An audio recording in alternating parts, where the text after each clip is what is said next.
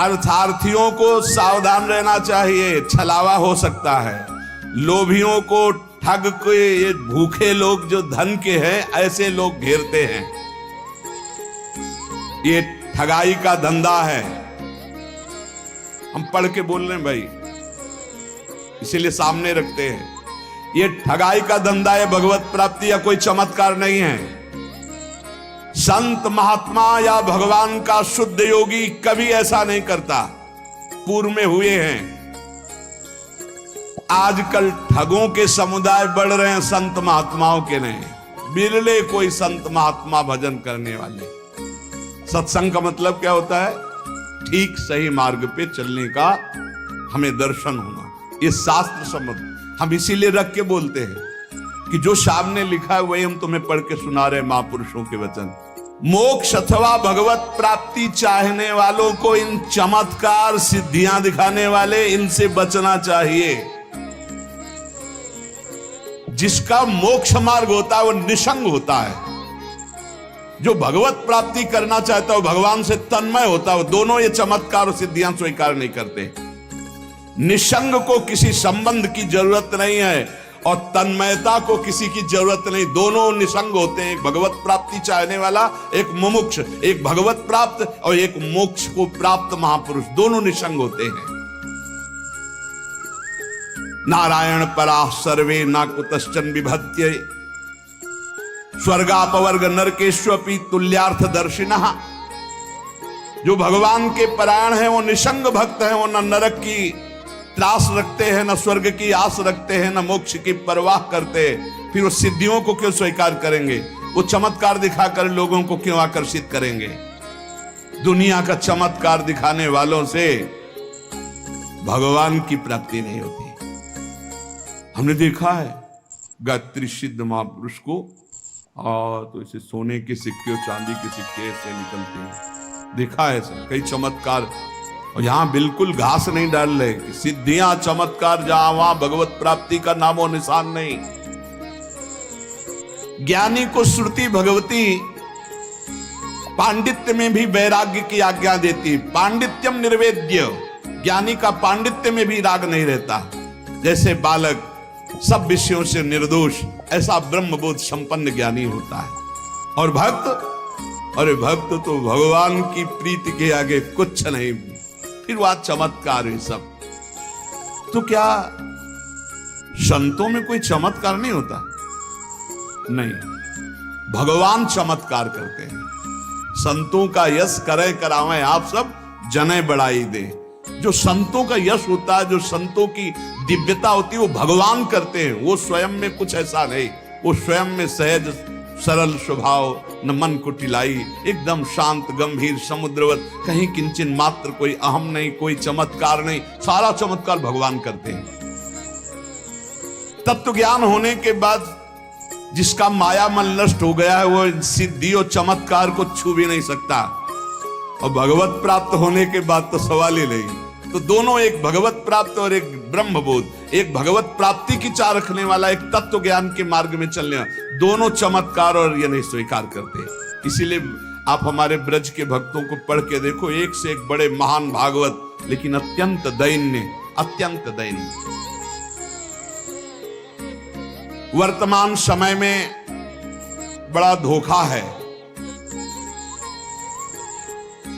लोग संत का पता इसी बात से लगाते हैं कि कितना चमत्कारी है। पता नहीं, बचो। भगवान नाम जब, भगवत कीर्तन, भगवत आराधना, बिल्कुल शुद्ध मार्ग में चलो। जीव का इसी जन्म में निस्तार हो जाए, भगवान की प्राप्ति हो जाए। इसीलिए सत्संग, नौटंकी, नाटक, मनोरंजन, ये सत्संग मनोरंजन नहीं, शुद्ध भगवत मार्ग है, जहां से हम माया का त्याग करके भगवत प्राप्ति करते हैं। संत का चमत्कार है कि संसार से मन हटकर भगवान में लग जाए, यही सबसे बड़ा चमत्कार है।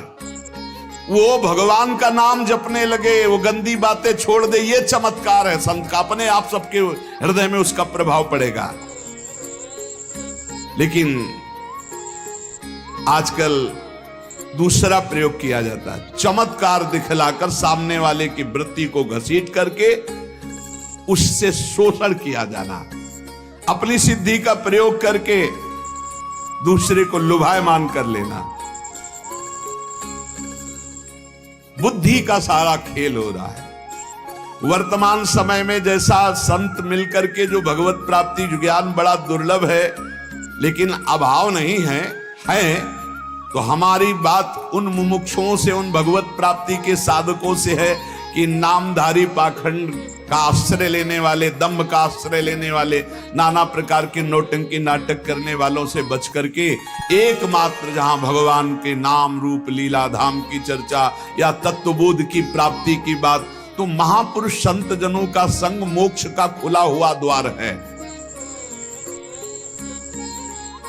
संत की चमत्कारिक शक्ति जीव के जीवत्व को मिटाकर ब्रह्म स्वरूप में स्थित कर देने की होती है।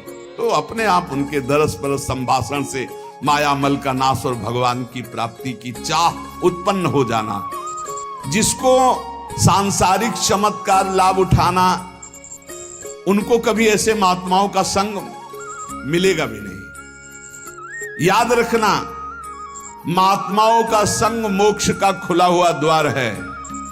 अगर तुम्हारा संसार राग नष्ट नहीं हो रहा, काम क्रोध लोभ मोह मद मत्सर नाना प्रकार की वासनाएं ये छूट नहीं रही, तो या तो तुम बहुत प्रमादी हो, उनके वचनों का ध्यान नहीं, या फिर साधु संग ही नहीं हुआ। साधु संग का सीधा अर्थ है भगवान की प्राप्ति हो जाना। तमाशा दिखाना, नौटंकी नाटक करना, इन सबसे बहुत दूर रहो, बहुत बचो। कोई नहीं अवश्यमेव भोक्तव्यम कृतम कर्म शुभाशुभम। भाई बहुत सावधान। ऐसे लीलाएं हो रही हैं, ऐसे नाटक हो रहे हैं जहां बिल्कुल किंचन मात्र धर्म नहीं है, शास्त्र का कहीं किंचन मात्र प्रमाण नहीं है।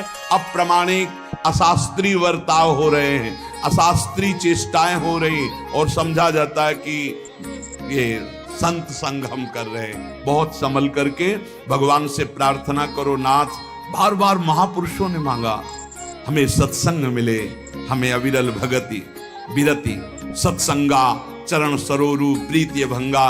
देखो काकभूषुंड जी सिद्ध संत हैं, कितना बड़ा चमत्कार। उनके पास जाते ही सारे संशय नष्ट हो गए गरुण जी महाराज के, और वो क्या चमत्कार कर रहे, भगवान की चर्चा सुना रहे, भगवान के नाम की महिमा, भगवान की रूप की महिमा, भगवान की लीला।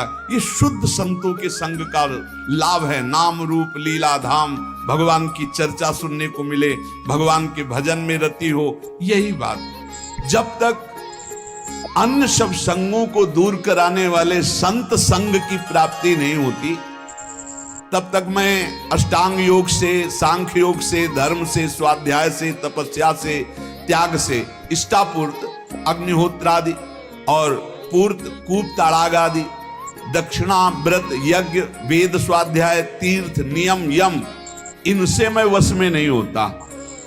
वश में कब होता हूं?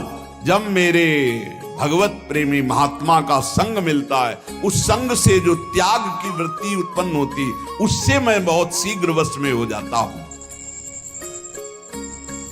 जीवों के अंदर दुष्संग की वृत्तियां होती, इनका नाश ही केवल सच्चे संतों के संग से होता है। संत समागम जिसको प्राप्त हो गया, मतलब भगवत प्राप्ति हो गई। सच्चा संत मिल जाए बस हो गया। सत्संगति सीधे लिखा संस्कृति का रंता। सत्संग मिला कि अब संसार से उसके मोक्ष होने का समय आ गया। संत सेवा का लाभ अमोघ है, पर सच्चे संत, शर्त है सच्चे संत मिल जाए तो उनके संग में रहने मात्र से भगवत प्राप्ति हो जाएगी।